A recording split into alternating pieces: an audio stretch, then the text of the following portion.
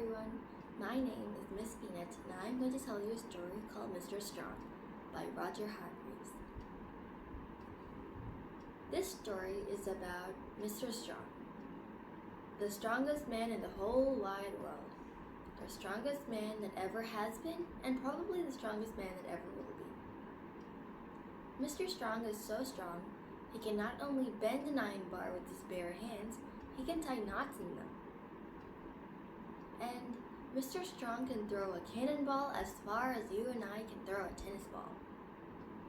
He can hammer pins through the wall just by a tap of his finger. And you know the secret of his strength? Eggs. And anyways, this story is about a funny thing that happened to Mr. Strong. He started his eggy breakfast one morning.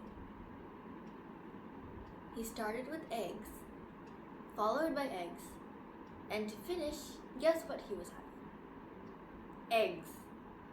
Well, Mr. Strong went through a lot of eggs. After his eggy breakfast, Mr. Strong went to brush his teeth.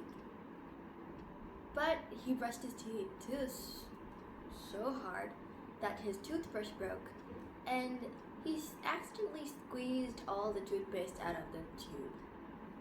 Mr. Strong goes through a lot of toothpaste and toothbrushes. And after brushing his teeth, and after a while, he decided to go for a walk. And he opened his door, but it swung so hard it hit the wall. Crash! Well, Mr. Strong goes through a lot of doors. It fell off his hinges. Whoops, he said. And then he went inside and he fixed his door. And there he went for a walk into the woods.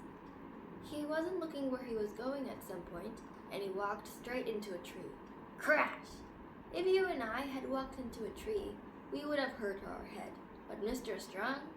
No, not Mr. Strong. The tree snapped in two and fell right over. Crash! Thundered.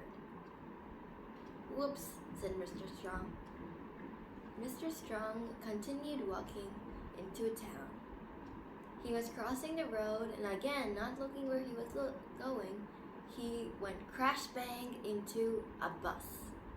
If you and I had gone into a bus, we would have been run over. But Mr. Strong? No, not him. And on his way, he met a farmer. The farmer looked awfully worried, so Mr. Strong asked him what was wrong.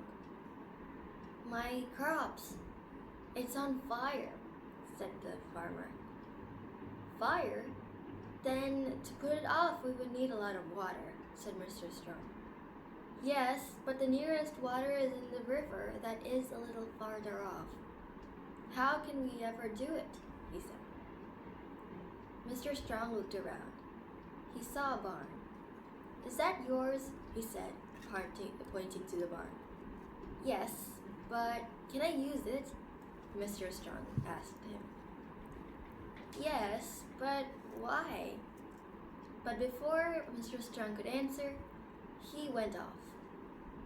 He picked up the barn and turned it upside down. That just shows how strong Mr. Strong is. And heading to the river, he filled it up with water. Full of water. A barn full of water. Can you imagine that? 1 second, a fire was blazing hard. The next second, it was completely out.